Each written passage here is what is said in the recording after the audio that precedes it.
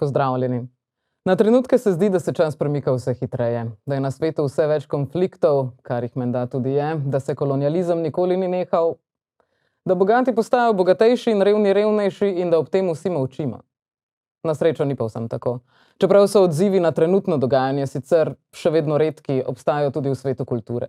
Udeležila sem se odlične okrogle mize, na kateri so spregovorili prav o tem, o filmih in uporu. Na srečanju, ki se je zgodilo na Vodnikovi domačiji v okviru festivala FeKK, sta gostovali dve gosti. Ena je bila Mathilde Guitton-Marcon, ki se je na področju filmske produkcije in programiranja izobrazila predvsem na FIFIB, mednarodnem neodvisnem filmskem festivalu v Bordeauxu, in od leta 2022 dela kot selektorica kratkih filmov na filmskem festivalu Ciné-Med, mediteranskem filmskem festivalu v Montpellierju. Prihaja iz Marseja, aktivno pa je vključena v organizacijo in programiranje festivala Ciné-Palestine, neprofitnega dogodka in združenja, ki promovira raznolikost palestinskega filma ter ustvarja prostor z razpravo med palestinskimi filmskimi ustvarjalci in njihovo publiko. No, druga sogovornica pa je bila v Teheranu rojena Tara Najd Ahmadi, ki je raziskovalka, umetnica in režiserka dokumentarnih filmov, ki so zelo esejistični in so bili prikazani že denimo na festivalu kratkega filma v Oberhausenu, na Londonskem inštitutu sodobne umetnosti in v umetniškem centru Burgfeld Penny. Ahmadi je sicer leta 2019 na univerzi v Rochesteru doktorirala iz kulturologije in vizualne kulture ter prejela tudi štipendijo George Eastman Muzeuma. Pogovor je vodila filmska kritičarka Vanja Gajić. In light of the ongoing genocide on Palestinian people in Gaza, as well as escalated aggression against Palestinians in the West Bank, we, as a festival, felt it was crucial to include Palestinian films in our festival. And this roundtable is also part of this effort to highlight this really pressing issue. Another important thing to note is that while the genocide has been happening for almost 2 years, it's only a continuation of the matter, which started in 1948. So these events are rooted much deeper in the past. And recently, Israel has also repeatedly attacked Iran, Yemen, and Syria, which is also only a continuation of its workings in the Middle East. Now, apart from that, there is also a devastating humanitarian disaster happening in Sudan, which is getting even less media attention and also public attention. This is a civil war that started in 2023 and has also claimed more than 150,000 lives and displaced 12 million people. And now there are also reports claiming that what's happening in Darfur is a genocide against non-Arab Sudanese communities. So yes, we are really in a very turbulent time in history, and we're all probably aware of the EU's reaction to this, which is not only insufficient, but actually oppressing people who are trying to protest. Palestine Action has been declared a terrorist organization in the UK, and even countries like Slovenia, who are showing support for Palestine, are doing so very slowly and mostly through very surface-level gestures, which comes across more as trying to placate the public than actually bring about change. But at the same time, there is also widespread, or more and more widespread public support for Palestine. The protests are getting more larger and larger, and there have also been many other activist acts like the flotillas, and there's another global Summit flotilla which is starting from Barcelona to Gaza to try and break the siege on the 31st of August. So all of these actions really show that the world is hopefully waking up and will eventually actually cause change. And another thing to maybe highlight is that on this Thursday, today, this is the start of the global economic strike. So in an effort to make a dent in the economy, we are all asked to not spend anything, not make any transaction, or as few as possible, this Thursday and each next Thursday, in an effort to affect the weekly statistics of the global economic situation, and in that way force the people in power to action. In this climate, the film industry has also largely failed to stand on the right side of history, as we have all observed. But of course, this mainly goes for the mainstream. On the margin, there are many filmmakers and festivals and also production houses who are fighting for repressed voices and change. They have been doing so for years and continue to do so. And in light of this, we're really very happy to be able to host our guests at this year's FeKK and also have this roundtable. So we have Mathilde Guitton-Marcon, who is here for Ciné-Palestine, a festival in France, in Paris and Marseille. And this is Tara Najd Ahmadi, who has also been a guest at our festival 2 years ago and has now kindly returned to share a bit more about her work and her activism. So I would like to give the word to you to say something more about your work. You can start.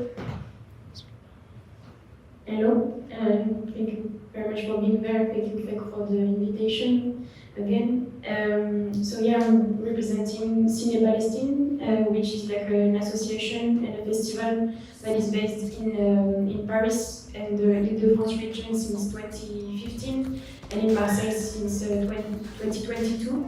We are like officially an association since this year and trying to like be more anchored in the region. Especially since this year, but we are already active since 2022, and we are all volunteers, and we are trying like to promote, like to contribute to the promotion and diffusion of Palestinian cinema through diverse events like film clubs and this festival that we're organizing every like each year in May.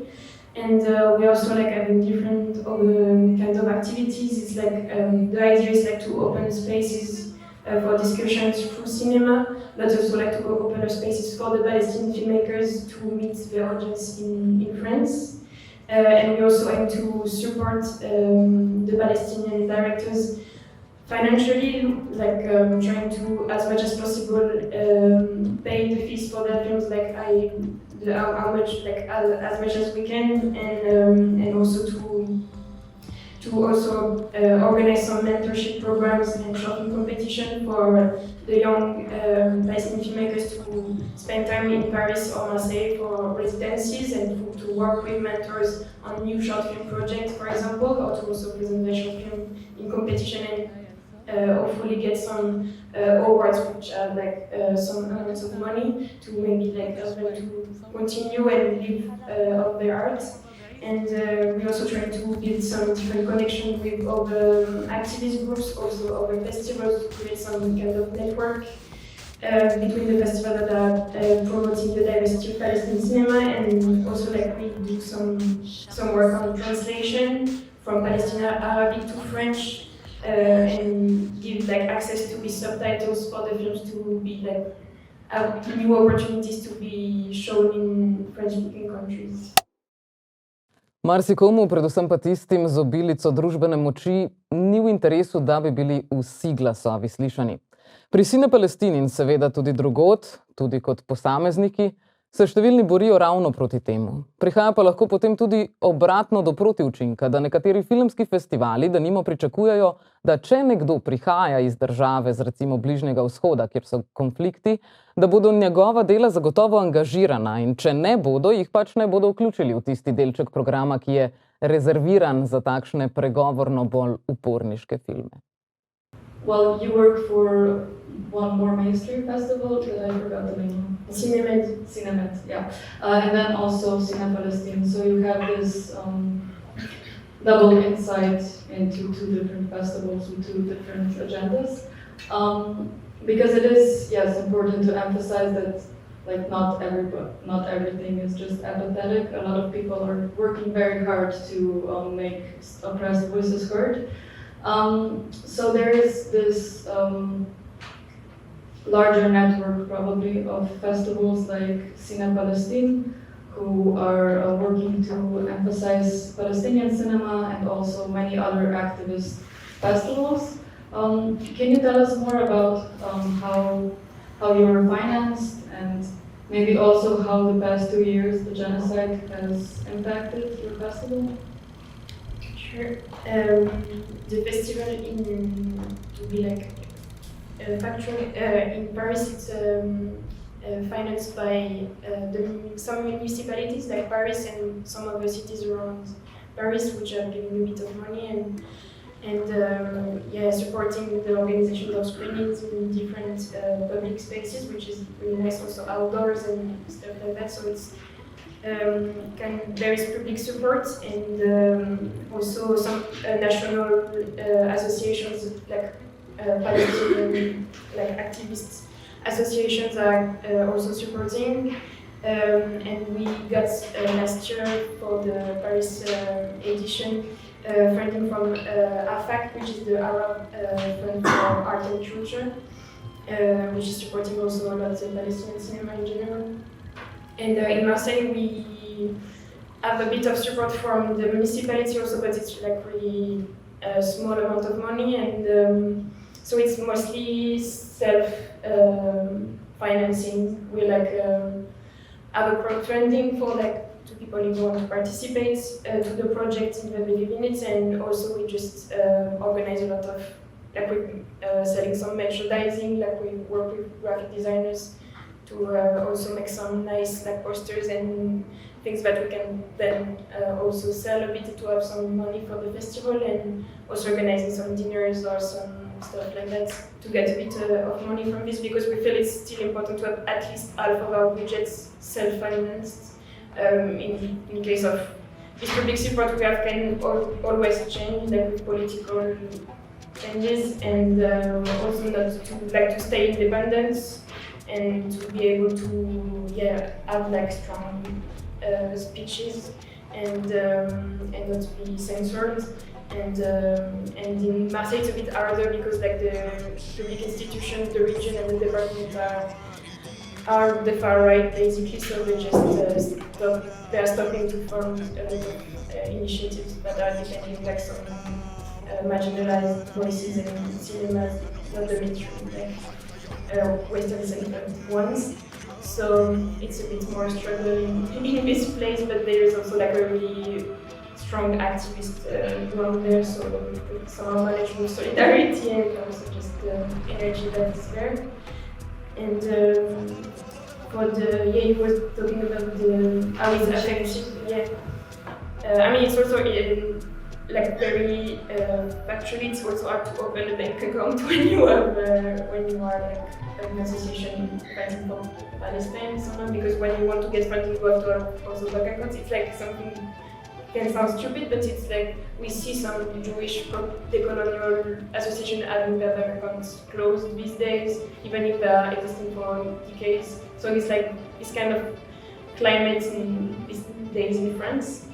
But the last 2 years for us, it was like there were more and more people coming to the events, more and more interested to get in front to see other images like the ones that they get on the social media and the press. So we try to organize also to have like more regular events, and also at the beginning, like in after October 2023, there is like this kind of national program for the teachers that can use in schools to show some films to their class.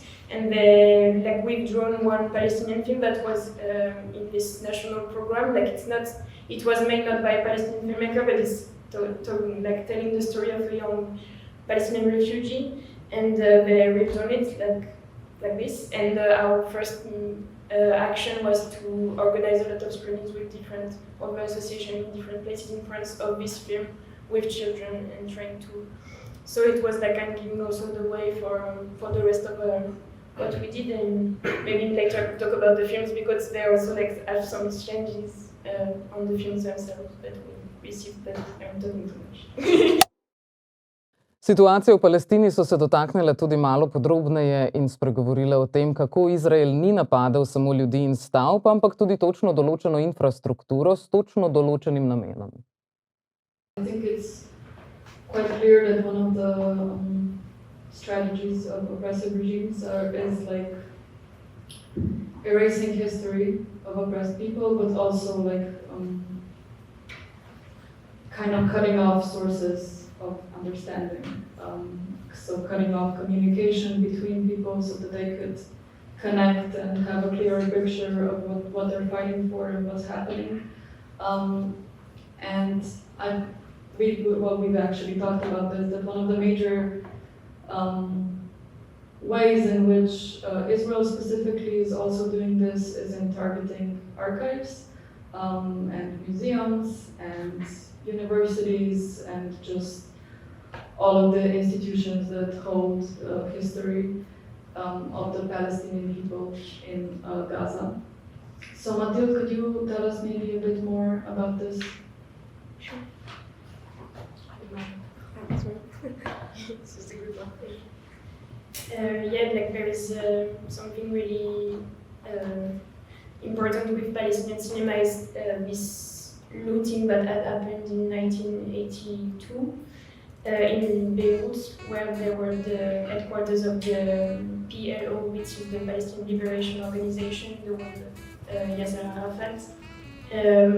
Like the beginning of Palestinian cinema is basically activist cinema, which is what's kind of really founded in the Palestinian Film unit of the Palestinian Liberation Organization, which was led by several very important directors like Mustafa Abu Ali and Jawali and Radije Abashne, these kind of people. Maybe you will find them and their films on the internet also. And yeah, they had a lot of films preserved in Beirut because they couldn't have them in Palestine anymore because it was the civil war and the siege of Israeli siege of the city, and they had also a lot of prints of these films.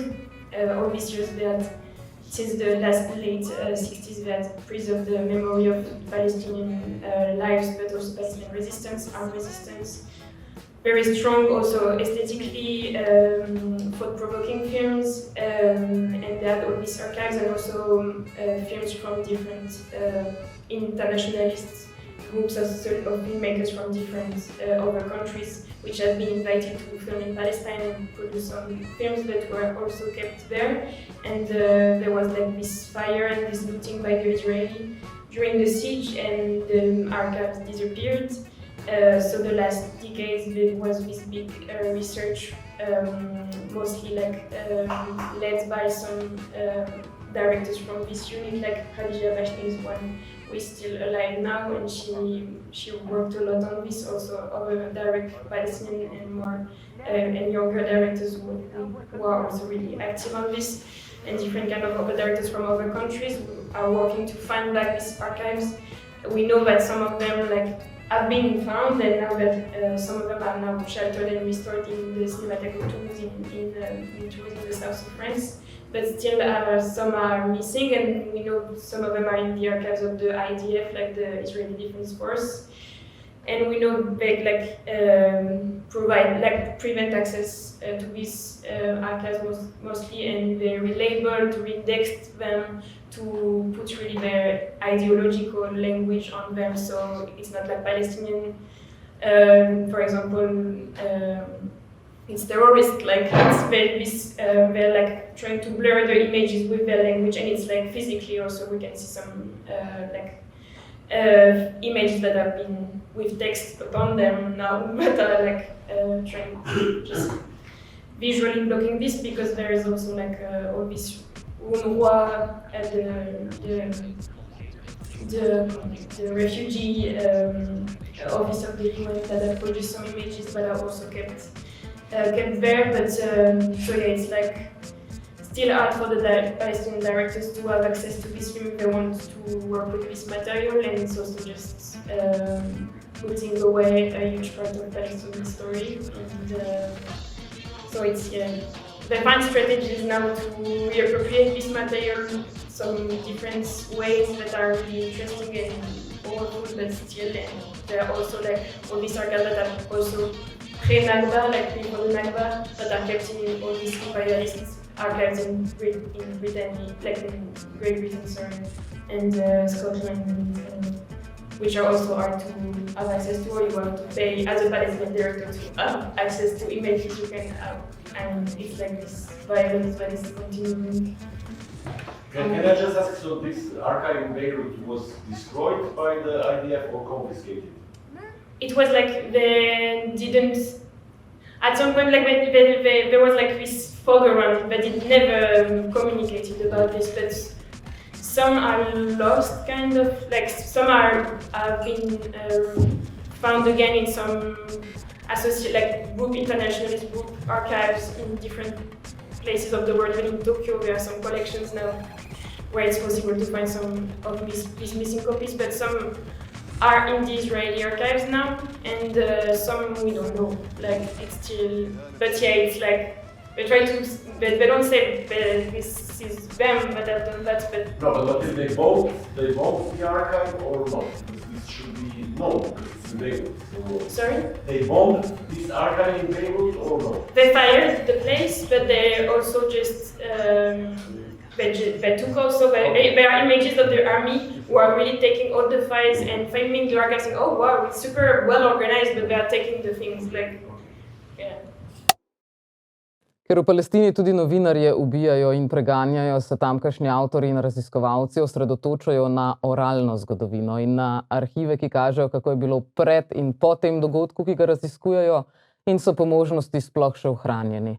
V veliki meri morajo zato ugotavljati, česa se ljudje, ki jih intervjuvajo, sploh dobro spomnijo. Saj so več ali manj vsi po vrsti travmatizirani zaradi hudih dogodkov, ki so se jim zgodili. Avtorji pa so večkrat poročali o tem, da občutijo med ustvarjanjem takšnih filmov tudi tako imenovano krivdo preživelega. Poleg tega nekateri zaradi strogih režimov ustvarjajo pod psevdonimi, tako lahko v klipingu potem izgleda, kot da leta in leta niso delali ničesar, saj so delali pod psevdonimom stvari, ki niso všečne tisti oblasti. Maybe focus on a festival context within what Tara was saying. So you were talking about how to find the balance between staying true to your voice and your experience, but then also, I suppose, making the films approachable for as many people as possible, because the aim is at the same time as like being striving for authenticity and not like westernizing your own perspective. Still, it's very important to try and reach as many people as possible to actually let this work be impactful. So in the case of your festival, I'm wondering how do you balance this trap that I think we, especially in left spaces, often catch ourselves in, of really preaching to the choir and finding ourselves in an echo chamber of people who actually all already know the same information and agree on it, and then also not like silencing the more progressive or more challenging films and voices that would be maybe a bit harder for a wider audience to accept. It's a good question, and I don't know if I will really have an answer, a clear answer, because I think it's something we are working on. And our, of course, ambition is to reach the wider spectrum of audience, and we are trying also, that's why we are also trying to go out a bit of the cinemas and trying to screen films in different types of places. That can be like outdoor projections, but also trying to go to maybe like more community centers, changing the neighborhoods and trying to also, we have been in touch with a lot of different associations, groups that are trying to organize stuff around Palestine in different ways, and they were like asking to have some images to accompany their discussions, to accompany their more like humanitarian sometimes approach, and it was like an opportunity to have discussions around cinema with people who were like more more like with something emotional than really like being like already in some activist spaces, or I don't know if it's really clear what I'm saying, but so yeah, it's trying to find new places for images, but still trying, yes, to be close to what we see of Palestinian cinema, which is also constantly evolving and is really like plural. So it's like there is this film that have been made in Gaza, thanks to also Rashid Mashraoui, which is like a filmmaker and producer who managed to give support to young Palestinian filmmakers to make film in Gaza. But we also try to show some different from voices a bit more distant from what's happening now, but we are trying to maybe explore new ways to talk about the violence and their experience, but like also just okay, now we have been following this genocide, which is like highly documented, and still their images like are not provoking anything. Like somehow it's like there is this narrative that is so strong, that is the Zionist one, that is so powerful that it's like kind of blur the images of block the way of how they can sometimes provoke action. And these filmmakers, like we've seen a lot of experimental stuff this works this last year, and it was okay, we can't avoid what we are seeing in these films, and like try to find strategies, new ways, alternative way to self-narrate their experience. And like this work with the archives again is like something really important. It's like okay, now maybe we can work with the material of now, but reappropriating the images of power, like the ones that have been produced by the colonial, like the colonial gaze, is somehow a way to continue to talk about ourselves, even if it's like a really time of huge tragedy and crisis for also these people identities. And so we also try to reflect these changes that we see in the aesthetics, and I mean these tendencies that can trends that can be seen. I don't know if it's trend, but I mean that's why we just been highlighted still when we have seen all these films last year.